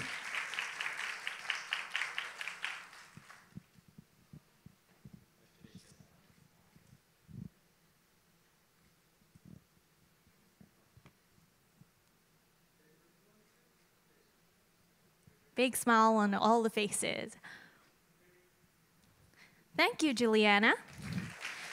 And now we will announce the first runner-up of this year's contest. That means we'll also know who the champion is. Is there anyone who thinks they're gonna win?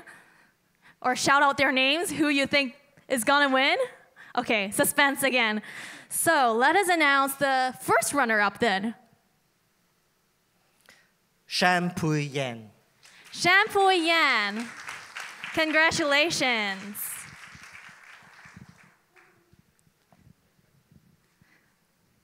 Perhaps some of you have already noticed that we have two sisters in the competition today, two Miss Chams in the junior and senior division. Congratulations to both of you.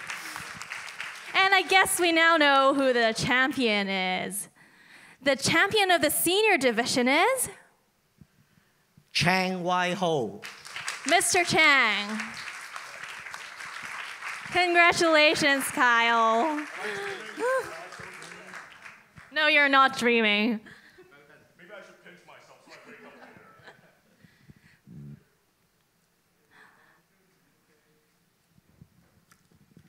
Thank you very much. May we invite all the winners of the senior division to take a group photo with Andy and CM.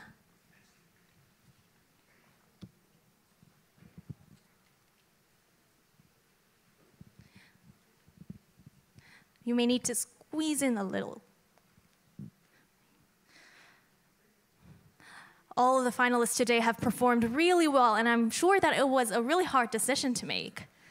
Thank you to all the winners, and thank you to Andy and CM. Our champion will remain on stage to give a short acceptance speech.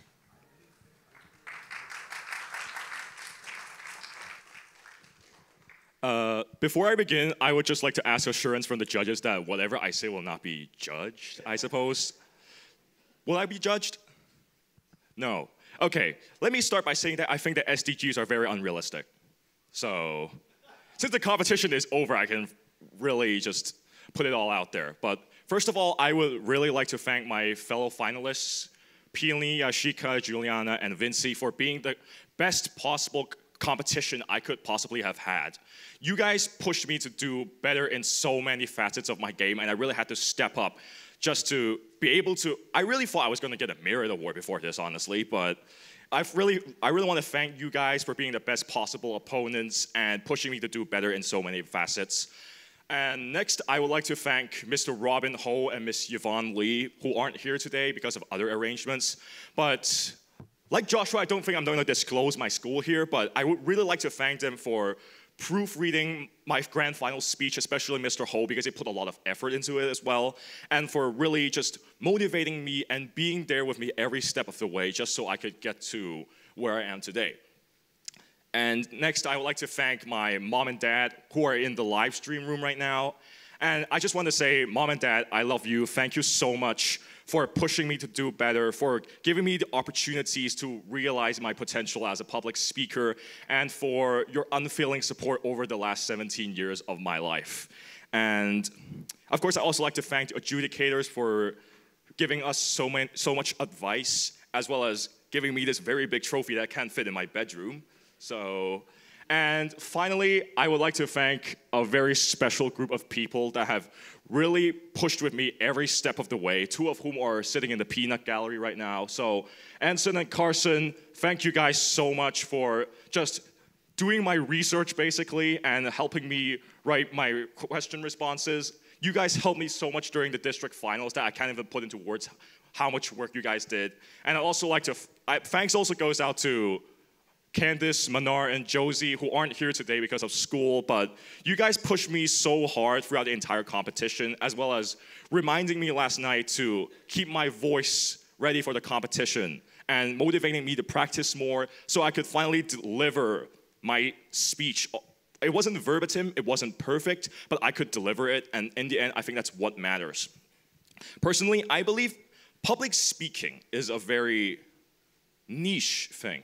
Not many people have the courage to step out of your comfort zone and really voice out your opinions to the entire world.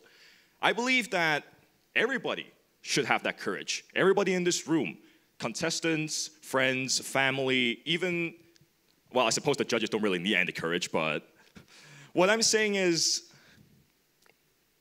I want to say a couple of words to every aspiring public speaker, every student or English speaker out there, that you have a voice, and you need to utilize that voice, because if it goes unheard, then it is a great shame on the world. You deserve to be heard, and I know you all want to be heard. So don't be afraid to voice out your opinions in these situations.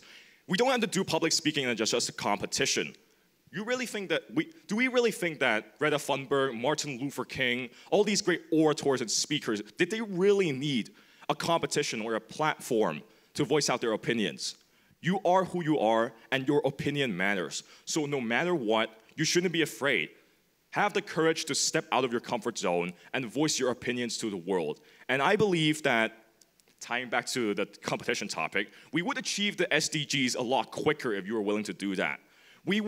The world would be a better place if everybody was willing to voice out their opinions and just unify under, like I said, the banner of the world we are all an integral part of. So at the end of the day, I'm still in shock right now, but I'm unbelievably happy, and I couldn't be more thankful for my parents, teachers, and friends, and the adjudicators along this journey. It's been a wild ride. I've been Kyle Chang. Thank you very much. Thank you, Kyle. Thank you for giving us such a warm reminder that it isn't just one person's work, but also a lot of teachers and parents behind supporting all our contestants here today. And you all have the courage and have done really, really well.